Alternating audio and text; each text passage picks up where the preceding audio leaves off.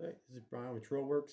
Just wanted to essentially have the idea of doing some videos, help people with their 3D printed guns and some of the builds, focusing on the ones that we sell the kits for. But if you got any specific guns you want to see, just let me know.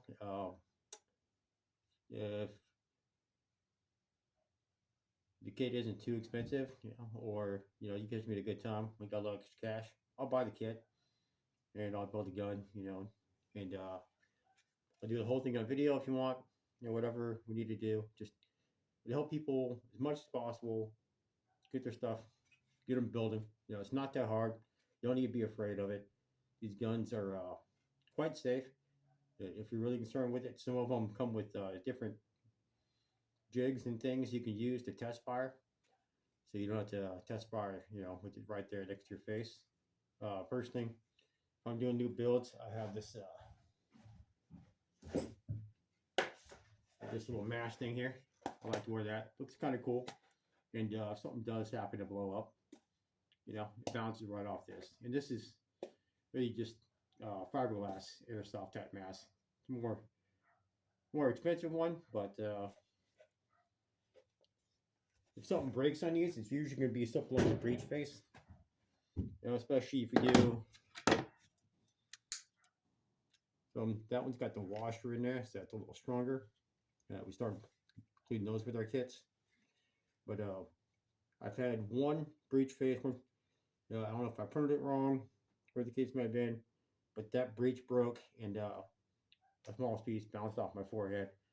Didn't penetrate the skin, no bleeding, nothing, not a big deal. We're iPro, probably gonna be all right. But be aware at the same time, there are some legitimate safety concerns. So eye protection, gloves, these things are always a must, especially when firing the first time. But some people have issues with this. Don't want to buy the kits because this little piece right there. I don't know if you can see that. So you got the barrel of these right there by your finger. It's not super comfortable. So in response to that, I did some redesign on this, and all I really did was merge another version of the Harlot with it, so that you got that different release on there, right? So you don't have the piece interfering with your finger. You can see that version. You got the dime breech, reinforces it, does a really good job. Even with the 3D printed breech, a lot of people are getting a few hundred rounds out of some of these guns. Some people will get 50 rounds. Yeah. It definitely varies. Personally, when I'm shooting things like this, I have a couple different types of ammo I use. I'll use shorts or where I put the box. There's some lower powder ammo that you can use. It might be a little bit, I don't know if I'd say safer, but it'll help the longevity of the gun. Right? Like I'm not gonna use high velocity rounds. 1.5 inch barrel. Doesn't really make any sense, and it's more likely to cause something to break.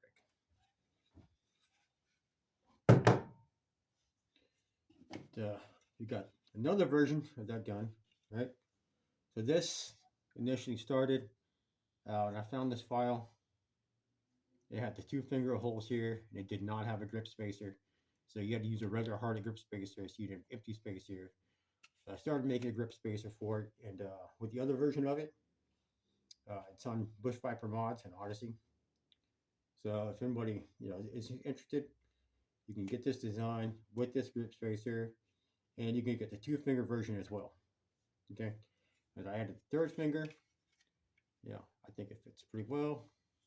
You got a little spike right here, so if you were to use this in a self-defense situation, you could potentially, use that.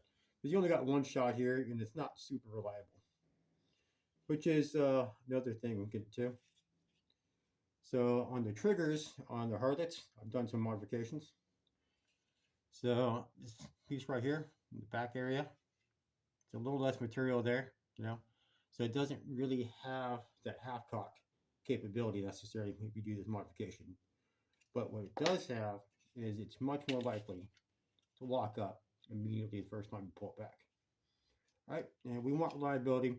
Don't want to sit here and be playing with this, going back and forth, trying to get a lock back when you want it fired. You want it to lock back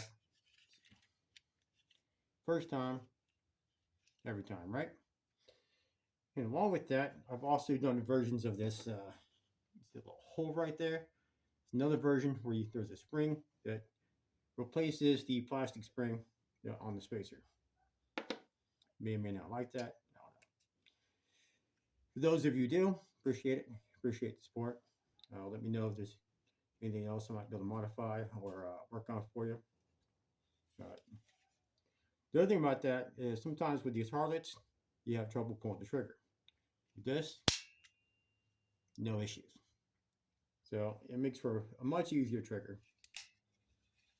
Right? Of course, kudos to the guys who made the design. I don't remember who did it, but did an excellent job. So I'm not dissing their design at all. I love all of their work. I'm just changing some things to fit my needs. And with that, hopefully help some other people out as well. Something else we're working on here at Trollwerks. This is my personal workshop. This is not the Trollwerks workshop. Okay. So you're not going to see as much equipment here. And I have a second workshop right next to this one where I have my 3D printers and things like that. So they're not making a bunch of noise or getting dust on them whenever I'm using the grinders and things, cutting metal for breech faces and things for other guns. But one of the biggest things we got going on, so we got the Gambino Cafe kits, right? So 2 guns, 1 kit, right? And some of the, everybody's gonna have the preference and what they like on this. But the Gambino locks back right here. Cafe has got a top cocking mechanism. But the biggest thing I wanted to talk about with this is our new metal spacers that we're coming out with. Currently in testing. There's gonna be a lot more work in here before we start ordering more of the metal prototypes. But you're gonna end up with a thicker spacer here, right? So way thicker than different with the normal ones you get. This is the standard spacer, right? You got the 2 parts come together, hold your springs and things in there. But with this, one of the issues that I've experienced personally, you got your hammer cocking piece there, and I've had it tilt, causing all kinds of issues. So we're trying to kind of rectify that a little bit.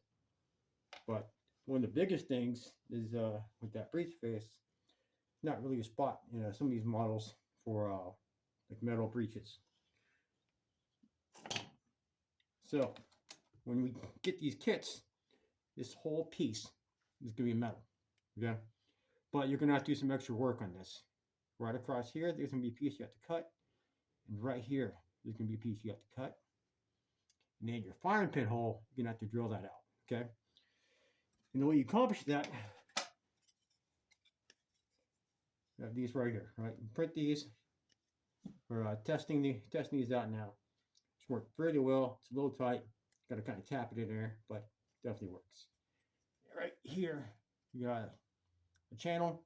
And when it comes together, it will give you a channel for drilling your hole.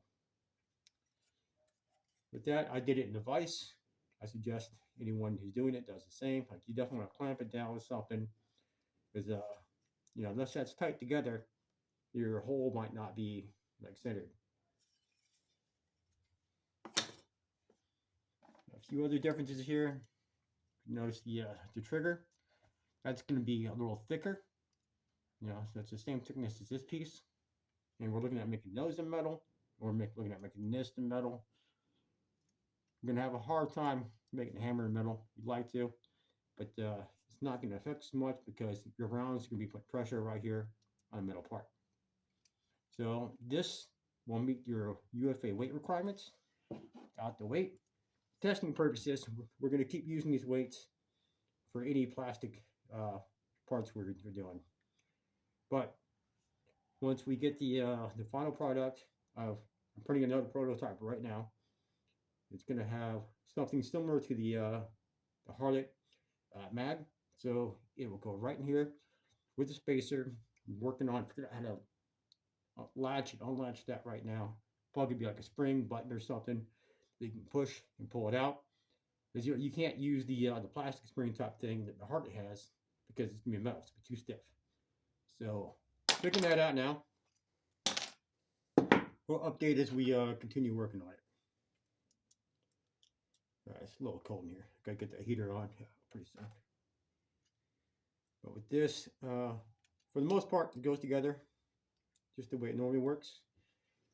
But it's right here. We have these the V notches, so it's gonna hold your spring a little bit better, right? So got a random spring I have laying around. Not the right spring at all. But let's see. This is probably the correct spring. But it goes in there. It's gonna hold it a little better. So with that, go into the next part. One of the differences is the spacer. It's going to be 3 parts. You're going to have one of these on each side. It's a little thinner. Take that in there. Make sure this is here. You'll have your springs and the rest of your parts in here as usual. Take this. So you have your 3 parts. Pop those together. And then with that, you will have the usual side parts here.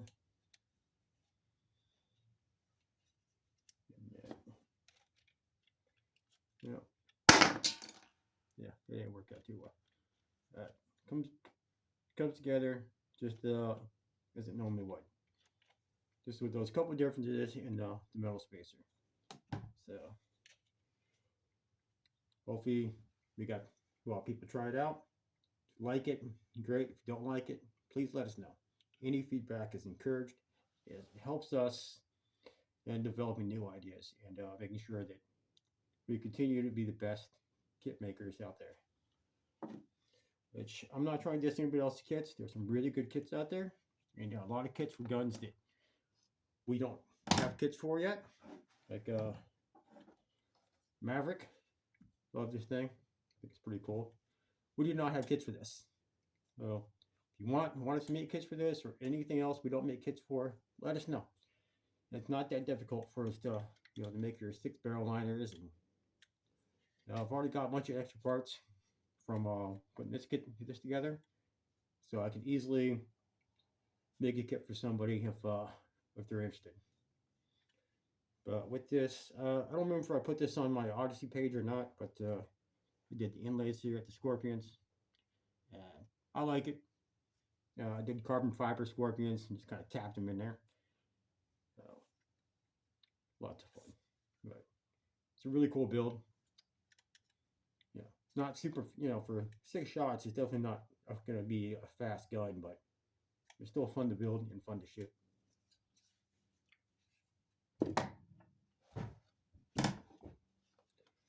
But for this particular video, I don't want to keep dragging this on, partially because I'm cold.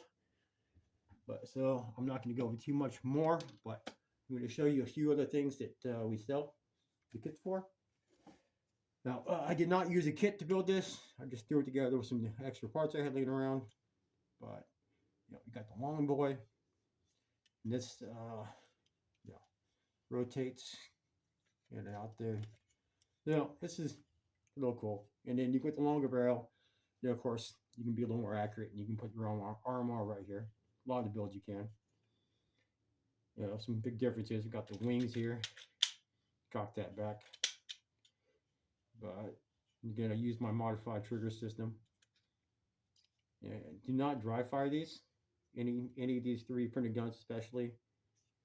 With the barrel on, because whenever you fire it, one issue you're going to have is going to cause damage right here to your barrel. And when you cause that damage right there, you might be able to fix it with files, sandpaper, whatever, but your rounds are not going to chamber like they should. And even if they do, they're more likely to get stuck more to deal with. You already get round stuck in these kind of guns to begin with. You got the different rods and things you use to poke them out. You don't want to make it any harder.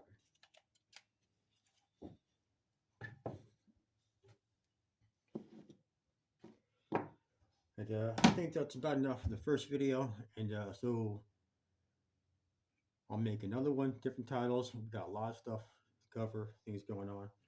I got to do some editing. I already made a video showing how to put your barrels in. It's another gun we don't have kits for, but if you're interested in the COVID 22,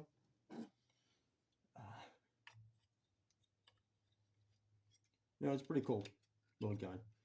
You use a metal breech here, which I'm making out of brass. In this case, it's softer metal, easier for me to work. I just don't feel like dealing with steel, and I kind of like the way it looks. But one of the big things before we make any kits or sell any kits, put them out there, make sure everything about this kit is going to be legal, so you don't have any issues with UFA compliance. And the way we do that, we modify the files when necessary, like this. I think the original maker did use nuts or bolts or something to put in there. I modified this file to use a harder weight. It only took a few minutes, pretty easy to do, but so that is completely, for sure, UFA compliant. All right, I'm not guessing.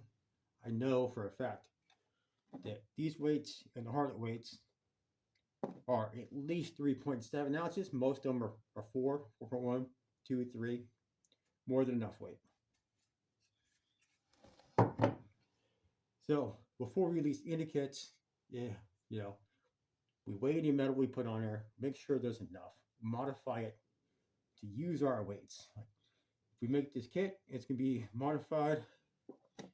We'll see if that fits. That does look like it's going to fit. So we'll modify this grip a little bit, make it a little bit bigger, a little bit wider. We'll make it to where it's going to fit our weight. And with that, got that little finger space there. I'm going to make this a little bit longer. And while making it longer, it gives you more space to make it wider. And ensure that you're UFA compliant, so nobody is going to be able to say that you're breaking any laws. In addition to that, of course, we have nothing but rifled barrels, barrel liners. So for those who don't know, it is not legal for you to make a gun without a rifled barrel, unless it's a shotgun and it's over, I think, 18 or 18 and a half inches. I'd have to double check my sources on that. I don't remember for sure, but you cannot have smooth bore pistols, okay? Period. Smooth bore shotguns, 18 plus inch barrels, sure. You want to make a pipe gun, no problem. At least here in Texas, we can do that kind of stuff. Some of you live in states where you can't. I'm sorry. Move here. We got great gun laws overall. They're only getting better. Hopefully it stays that way. I know I've lived in a few places that had great gun laws whenever I was first stationed there, for time. Like Washington State, it was great gun laws when I lived there. Now, totally terrible. Like you can't print guns, you can't do 80%. I think they even have mag restrictions. It's crazy.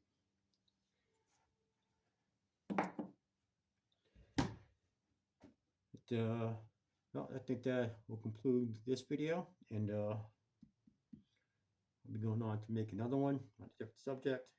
It's more of an introduction. Actually, no, this did not conclude that video. I'm going to show you something else.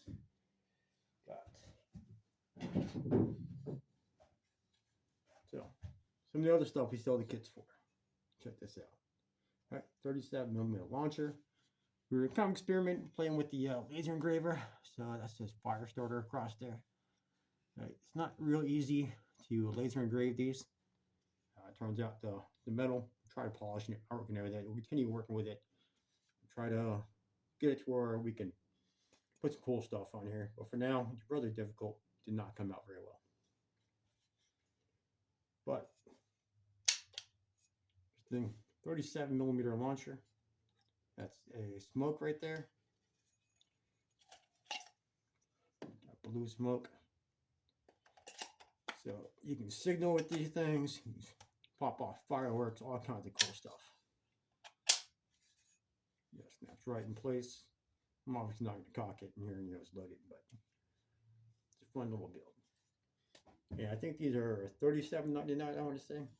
So pretty cheap, for a launcher. It's going to cost you a couple $100 if you buy a launcher. But with this, you can have your fun. Put whatever color you want, and if anything does happen to break, just print it apart. So no big issues there. There are a couple versions of this launcher on there that you can build as well. Okay, this particular one will mount to the bottom of any Picatinny rail. I could take this Harlet rifle, throw it on there. It's way too heavy for that, but you can do it. This is I don't really like the latch right there very well. Folds out, throw it around in there. Might have to short the firing pin a little bit. It's kind of catching there. But really cool launcher. Super cheap.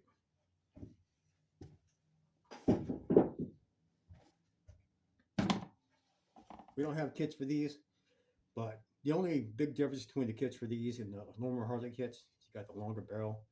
Got to be at least 16 inches. It's 16.5 or something. And then it's going to take a lot more screws, right? So you got the barrel printed in 2 parts. And you got a bunch of extra screws holding your stock together. Not super stable, but it's a single shot 22.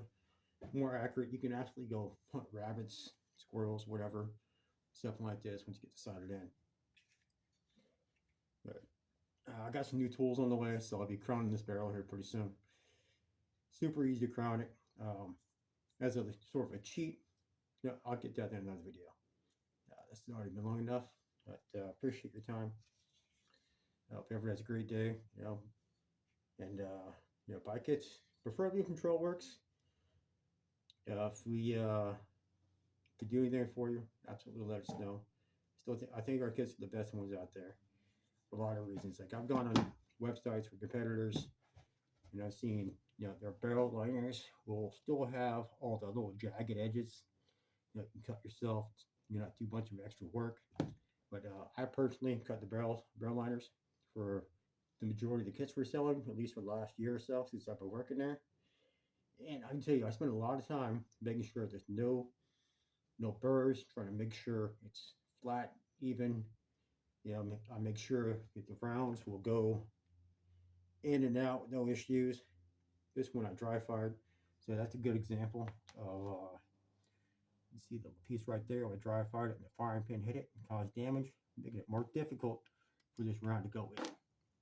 Now I have the tools to rechamber that and make it work. Some of you probably don't have those, but wife's calling. Gotta go and have dinner. I'll have a great day. Keep building.